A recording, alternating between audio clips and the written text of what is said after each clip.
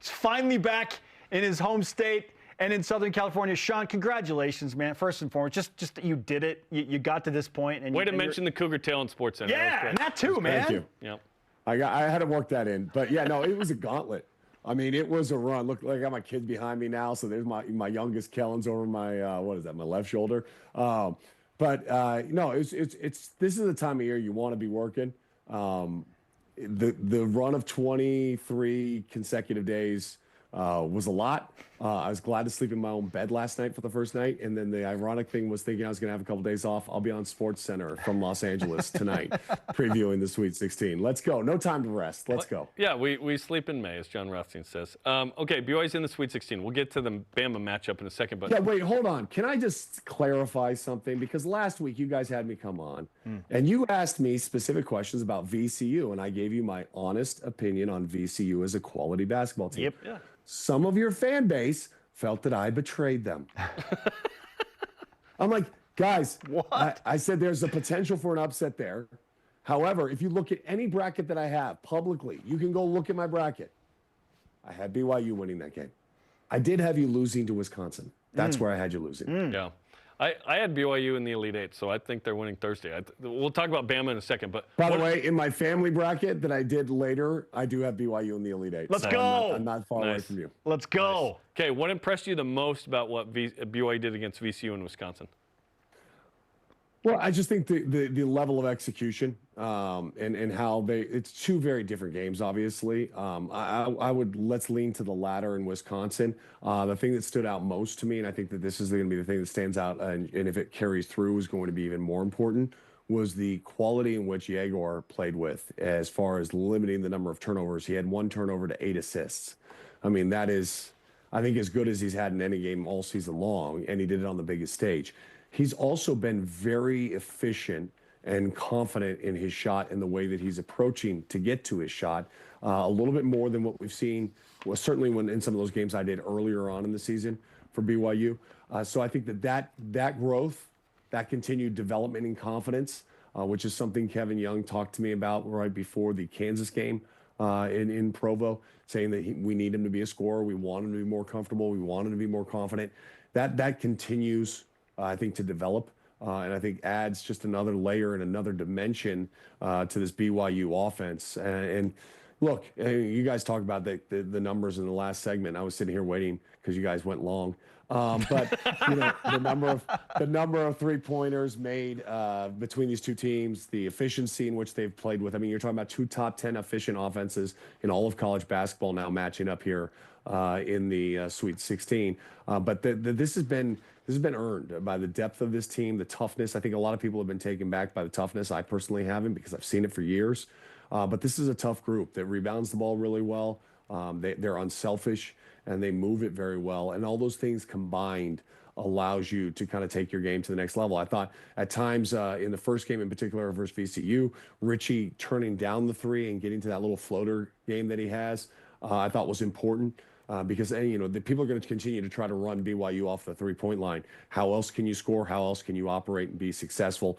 Kebaketa had a couple of good games. I forget which game it was that he had the 9 points, 9 rebounds. I think it might have been the VCU game, if I'm not mistaken. Yeah, and a couple of big blocks. Those are all, it's just about the individual role and guys matching what they can do and maximizing how they can deliver and help the team win at this point in time. It's one game. This is not a series. And that's the one thing about the NCAA tournament. I've done a couple of interviews already today. People are like, well, it's very chalky. Yeah, it is chalky. I mean, but, we do have a double-digit seed. It's in Arkansas. Maybe that's chalk because from the SEC. But with these expanded out supersized conferences, you're going to see more power conference teams, I think, filling up a lot of those spots. Sean Farnham of ESPN is back on BYU Sports Nation. Look, we all know BYU has massively overachieved based on what expectations were for Kevin Young in year 1. What does it mean that he has this team in their 3rd ever Sweet 16 in year number 1? Well, I think it's just a testament to his connectivity with his kids and his willingness to grow too. I mean, he's talked about it on his coaching show with you guys, is like, understanding the college game. It's different than the pro game. I thought a couple of his timeouts, in particular against Wisconsin, were great calls. Like the possession's going nowhere, and he's just quick, like, bam, we need it. Nope, this ain't going to work. I'm not wasting this possession. And what comes down to a one possession game, it's execution and it's awareness from the coach to say, no, I'm not comfortable with how my team is organized right now. I want to make sure we get exactly what we want. And I think that he's done that throughout the course of the year. I talked about it in the Iowa State game. You guys tried to run that same play, by the way, where you put Richie Saunders in the back and then pass in the front court and have him try to run off of it. Didn't work this time like it did at Iowa State, where you got him downhill and then you got an N1 in a pivotal moment in that game at Ames. But Kevin does such a great job of trying to put his guys in consistent positions where they have the advantage. And his understanding of the college game and his understanding of himself and where he needed to grow and change and adapt, because it is different. It's way different than the NBA. Has been very impressive. It's been seamless. And because of that, now it sets BYU up, because of this run, because of the success. I think it sets BYU up really good here for the next couple of years. I mean, I think you're going to see continued growth from Kevin Young. I think you're going to see a lot of people that go into the portal all of a sudden look and go, BYU, huh? Maybe I should go there. Like, and this is where I've talked about, like, we talk about the NIL and how it's maybe ruined Cinderella. Well, if there was an NIL, like, is AJ going to BYU? I'm just being honest, guys. Like, no. Probably not. You know, so but also like, Kevin as a coach, right, and this staff, like, it's not just that's the thing that annoys me in this conversation. And you're not saying this, but other people do. No, you have to have both. Yeah, you have to win. You have to play a certain style. It's all of it. But you have that now. Yeah. And because you have that, like, the talent level is getting spread out a little bit more in college basketball. But BYU is seemingly very well positioned because it has the right guy and the right financial stability behind it. To be able to operate in this current space a lot better than a lot of the other programs that, you know, have replaced coaches this year or are going to be replacing coaches in the next couple of years. And you know, I think player evaluation and understanding exactly the type of player you want, I think the staff has done a really good job. So I think if you're a BYU fan, you should be absolutely thrilled with the overall state of your program and certainly the leadership that you're getting out of Kevin Young. It's never been more exciting, I think, as a football program in a major conference going 11-2. Basketball, just massive green arrow pointed up. It's awesome.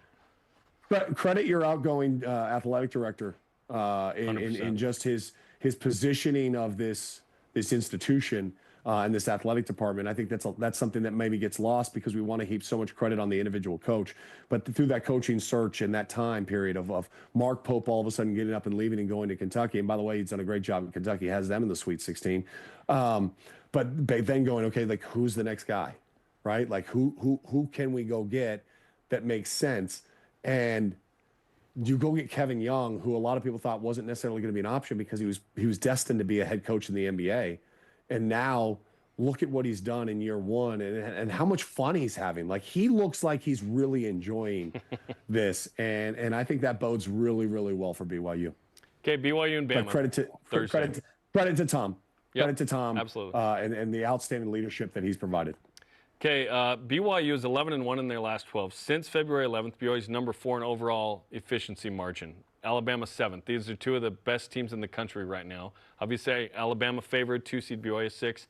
How do you see this one playing out, and will we see 200 points? Okay, so first and foremost, I want to correct you on a statement that you made in the first segment, Jerem. Here it is. You said in the first segment that the other fans would be pulling for you. I said that. I'd like to correct you. I said that. Spencer hold on. Said that. Do you think for 1 second that anybody wearing an Arizona t-shirt after the way that you won in the McHale Center is pulling for BYU? You have lost your mind. Okay, fair point. Fair point on Arizona. I just feel like there will be a billion more Duke fans in the building that will be pulling for BYU. But you are right. On the Arizona front, no, they will boo BYU There's no on chance another level. Arizona's like, yeah, let's root for the gutty BYU Cougars. Come on. Yeah, there we go. Fair enough. Okay, so back to Bama BYU. Yes. Okay, so I think it's interesting. Like, in listening to you guys talk in the previous segment about bench production, about all of those things. I think we could break it down even into simpler terms than all of that. If BYU values the basketball, you have an excellent chance of winning. If you allow Alabama to score in transition, then it's going to be problematic. Besides the three-pointers, Nate Oates plays that analytic game. He wants layups or threes. That's it. So a lot of those layups come off of turnovers, and they run as well as anybody off of those turnovers. So you have to value the basketball. 2, you have to understand this, and for some reason, it blows my mind that nobody has been able to figure out this year. Mark Shears is left-handed. I promise you. Force him He's right. going to continue to go to his left. Force him right. And if you take away his left, he is likely to go more left. Like even in that game against, I want to say it was Auburn, at Auburn, he got to his left. I'm like, jump his left and force him right. Jump his left, force him right. And nobody's been able to do that. So I mean, listen, I'm not in the practices right now at BYU. I'm not on the scouting report, but man, I'd be reading, if you let him go left, you're coming out of the game. It's that simple. Trey Stewart, just don't let him go left. You just can't let him go left. He wants to bully you. He's going to get you on his right shoulder, and he's going to pound into you, and then he's going to step back with that left hand. So you've got to keep him away from getting to his left. Then you want to force him to contested threes. The next step you have to understand is their ability to get to the dunker spot. I thought that really hurt St. Mary's, the lack of athleticism along their back line. They have great size, but they didn't have the athletes to jump up and at least disrupt that pass that they threw over the top of Mitchell Saxon's head a couple of times for some monster dunks in moments where the game got to 8. They're like, okay, one more miss here, and all of a sudden St. Mary's scores. Maybe the Gales go shift that pressure and put it on Alabama. They were never able to get to that point, in large part because they weren't able to contain the ball. So dribble penetration, force the back line to have to step, and then you're throwing up lobs to the rim. And Alabama does that as well as anybody. So there's 2 parts to that. One is, do you have the athleticism on the back line to be disruptive there? 2, can you contain off the bounce enough where you're not being forced to step up on that back line and vacating those spots, allowing them to get those easy lobs? That's another key, obviously, defensively for them. Offensively, I'm not really worried about what BYU can do. I think, obviously transition threes in the corner, obviously going to be very important. I think you've got to test Grant Nelson. I don't think that his knee is still 100%. And so defensively, can you isolate him and look to drive him, attack him, and who he's guarding, get him into rotations? Maybe you can find some good things there. But I think this is going to be a high-level game. I do anticipate it's going to be high-scoring. I don't think it goes over 200 points, to your question, Jerem. But I do think it's going to be really good. Sean, let's finish with this. We've been discussing where BYU may hold a potential advantage against an incredibly talented and gifted Alabama team. If there is one that you would isolate on, what would that advantage look like? Tater tots. I think it's always come down to tater tots. Nice. I think tater tots are really important element of this game.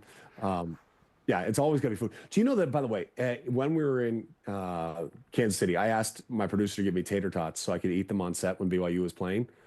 And they told us, the arena told us they could only make the TCU tater tots, which had all like the purple stuff all over the top of it or whatever it was. And I was like, no, just give me the tater tots. Just don't put the stuff on top of it. Yes. And they're like, nope, can't do it. And I'm like, little stringent. That's awful. So I didn't have tater tots. Yeah, Adapt. a little tough, very disciplined in the food services in the T-Mobile Center in Kansas City. I do think, though, that Richie is playing at an elite level, and his awareness, his situational awareness, his not forcing the issue but yet being aggressive, and you can do both those things, meaning that if you force the issue, you're taking bad shots. If you have great situational awareness and you're being aggressive, you're understanding the spot on the floor you can get to where you think you can be successful. And I think Richie has continued to do that. I think his play has been outstanding, the consistency, the efficiency in which he plays with. He needs to continue to play at the elite level that you're seeing on your screen right now. Those splits are just comical. I mean, nobody really has those splits in the last 12 games in college basketball. As far as the efficiency goes, there may be guys that score a little bit more, but he's going to be a focal point for Alabama's defense. And I think they'll probably end up putting Diabate on him, who is a really good defensive player and has great length.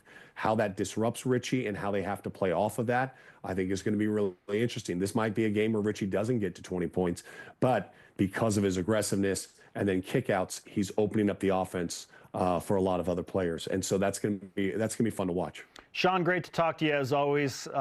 Awesome insight. Yes, Arizona fans still probably don't like BYU, but we're just happy that BYU is there in the Sweet 16 and have an opportunity. Glad that you're back in Southern California. We'll see you on SportsCenter LA tonight. Yeah, I'll be on SportsCenter LA tonight previewing games. I might be once again previewing this game. We'll find out when my producer reaches out to me. But it's going to be fun. And hey, by the way, you guys look cute in the same shirts. Thanks. Bro. That's the adjective we were seeking. Way to go, brothers. Thanks, Sean. We'll talk to you later. You're like Danny DeVito and Arnold Schwarzenegger, twins. Wait, I'm Arnold, right? I do love. Of course, we all know Jersey Mike's. We all know you work out a lot. Oh, Sean, we love you, man. We'll talk to you soon, brother. Bye, Sean.